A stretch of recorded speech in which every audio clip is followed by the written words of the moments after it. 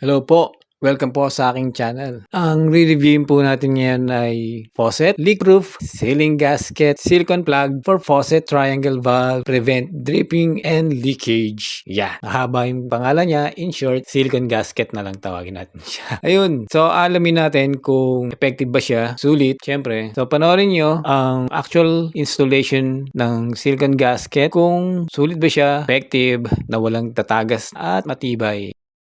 Ayan, isusuot ko na po yung condom. Este yung gasket, yung silicone gasket po. Siyempre dahan-dahan kasi matalas yung roscas ng gripo. Mapupunit siya kapag nahiwa ng roscas. So, ang ginawa ko, hindi ko talaga siya sinagad. Tira akong konti para siyang merong labi. Pag lagyan mo na siya, inikot mo na doon sa roscas. Hindi siya tuloy-tuloy na tama lang. So, ayan, dahan-dahan, papakiramdaman nyo kung napupunit. Pero kung napunit na, tuloy nyo na. Doon eh. Kasi yan, pag napunit na, wala na talaga. So, tabingi.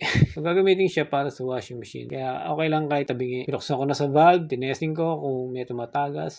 Yan, so binuksan ko na, tinesting, at chinek kung meron tagas. Ayun, wala. Taran, wala siyang tagas. Effective siya, masulit kesa sa Teflon tape. Sobrang satisfied ako. So yan, okay siya para sa akin. Tanggalin natin to. Pag bumili kayo ng flexible hose, meron na neto rin yung pantanggal. Pero hindi siya tumatagas ngayon lang dahil nagtatanggal ako. Ito wala itong Teflon kasi may rubber yan dun sa loob. Okay pa sa loob. Bago kalasin. Tanggalin ko na to dahil wala na yan. At useless naman para sa akin. Pahirapan lang ako siyang tanggalin.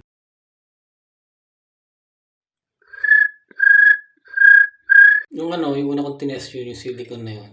Napulit siya, pero madali siyang tanggalin. Ano lang naman siya, rubber. Ito kasi medyo kumapit, siya, stretch. So ito, susuot na uli natin dito yan. Tapos, sasalpak natin. Yun lang, ingatan nyo dahil matalas yung thread. Mapunit, so dahan-dahan lang ang paglagay ng condom na butas. Ang medyas. Suot. Kaya magtitiran lang ako ng para dito sa labi niya. Sakto lang, hindi naman nakaharang. So yan, isasalpak ko na. Ayan, nahihiwa na siya. Yan, sabi ko nahihiwa siya.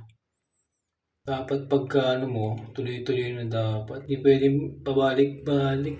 Mag-gloves pala kayo, masakit sa kamay pala. Lalo pag nawa kayo roscas. Gagamit na lang ako ng basahan. So, napablay ako ron, napunit ko. Inikot-ikot ko eh. Kamali ako ron. Ganun talaga. First timer. So, ayan, testing na natin. Okay, so effective pa rin siya. Maganda pa rin. Kahit na napunit. Feeling ko lang para sa mas maganda to kaysa dun sa hirap tanggalin na Teflon tape. So, yun. Dalawa yung nagawa ko na walang tagas. So, dalawang thumbs up.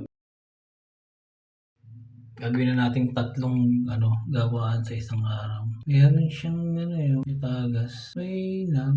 Ganun din yan. Mag-iipon ng tubig yan pag tagal-tagal. Ayan. Bago ko linisin, kalasin ko na rin pala muna to.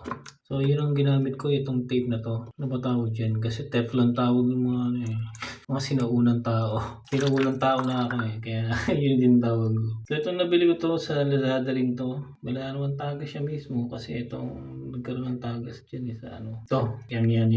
Hindi ko masyadong paborito na tape. Dapat to stainless steel. Sa Tagalog daw ng stainless steel ayon sa Google ay hindi kinakalawang na bakal o asero. Pero siya parang kinakalawang. Dinesign para sa tubig pero kakalawangan.